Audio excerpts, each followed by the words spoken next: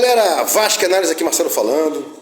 Bom, todo dia pela manhã, né, ou às vezes a parte da noite, eu faço meu conteúdo aqui para soltar, né, para vocês aí, alguma coisa legal, interessante, ou mesmo falar sobre o Vasco do dia a dia, né, que eu penso, etc, né.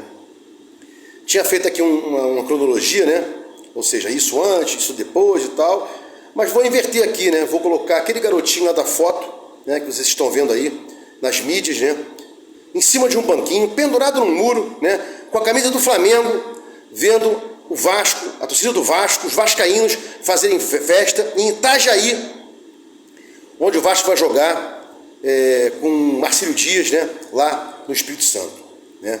Até fala assim, olha, o muro tá baixo, hein, você já tá com o banquinho já, pula aí, a gente te abraça, você ainda é garotinho, ainda vai ter tempo, né, de conhecer o Vasco, o que é a história do Vasco, o que significa o Vasco, de quando o Vasco vem brigando contra tudo e contra todos, lá de trás, não é agora. O Vasco não foi criado em 2019, o Vasco foi criado em 1898, né?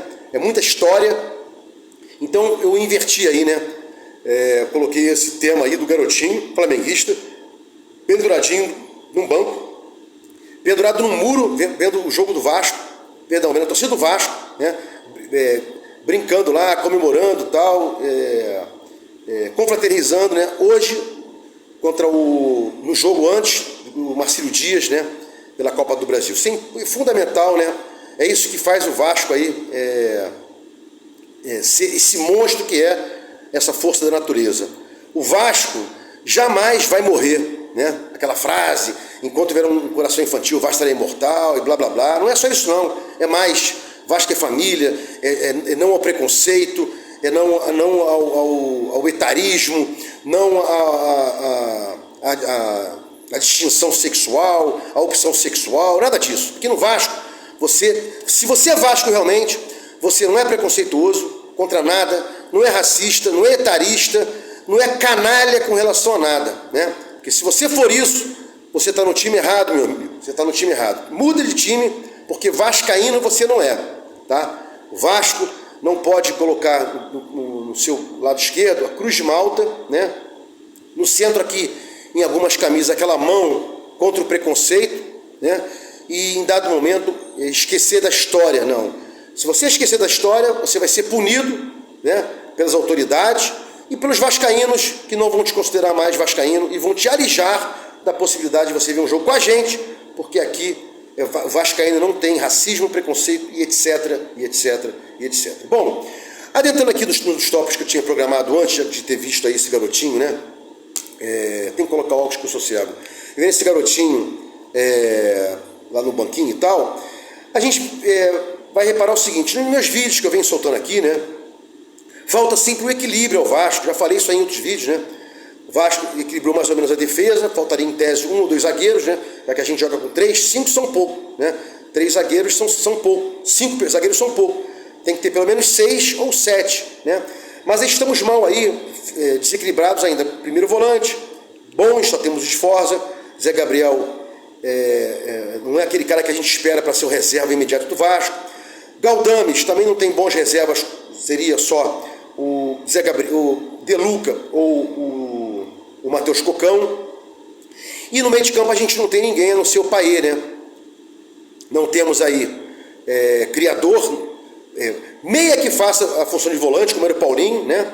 E não podemos deixar solto, né, o Galdames para criar mais, porque ele não tem essa condição de criador. Ele cria também, mas não é criador. Uma coisa é você criar alguma jogada, mas colocar em você essa pecha de ser o criador, você não vai conseguir. Outras vezes tentaram colocar o Praxedes nessa função de criador, viram que não dá.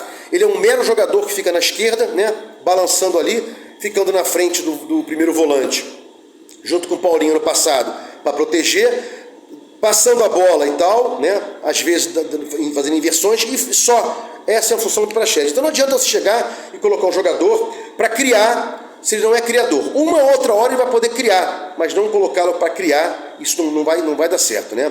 Então falta esse equilíbrio aí, tanto para o Payet, né? Tanto para ficar alguém no lugar do Payet, e quanto para ter alguém para jogar do lado do Payet. E que mais? Verratti, a gente não tem ninguém para ficar no lugar do Verratti, né? Ele se machucou aí, estava com a coluna machucada, e o que aconteceu? Nada. Nada. A gente ficou sem volante, sem centroavante, colocamos o Ryan, não deu certo. Por enquanto, não é queimar o jogador, mas por enquanto não está preparado para ser os 9 do Vasco, né? Bom, ajustes. Ajustes têm que ser feitos no Vasco. Ajustes, né? Na volância. Ajustes na zaga, né? Contra o Volta Redonda a gente teve aí algumas jogadas, superioridade numérica, 3 contra 2, 2 contra 1, e os caras conseguiram arrematar. No primeiro tempo, o jogador do Volta Redonda sozinho conseguiu arrematar. Perdão, o jogador do Volta Redonda conseguiu arrematar 1 contra 2 do Vasco, e no segundo tempo, né? Em um momento tinham 4 contra 1, esse cara conseguiu arrematar, e depois 5 do Volta Redonda na área contra 4, mas na segunda linha, perto de onde a bola foi cabeceada, tinha 3 contra 1, chegando o Medel tudo torto. Então tem que ter esses ajustes aí, né? Na defesa, na volância ali, buraco na entrada da área, né? E a gente também não pode esquecer que nas transições ofensivas, né? Tanto o Galdames que deu para o David no primeiro tempo quanto o Volta Redonda uma bola, tanto o Payet que deu para o David no segundo tempo uma bola, a gente tem que ter jogador que arremate certo. Não adianta ter transição ofensiva e arrematar errado. A gente não pode ter a transição ofensiva com o Payet e Galdames sem ter alguém para arrematar. E David não é o cara para arrematar. Estamos mal, né? E não sei se vai ser o Adson, porque Eric Marcos, Eric Marcos, Serginho e Rossi não são os caras que vão arrematar aí de forma correta para o Vasco.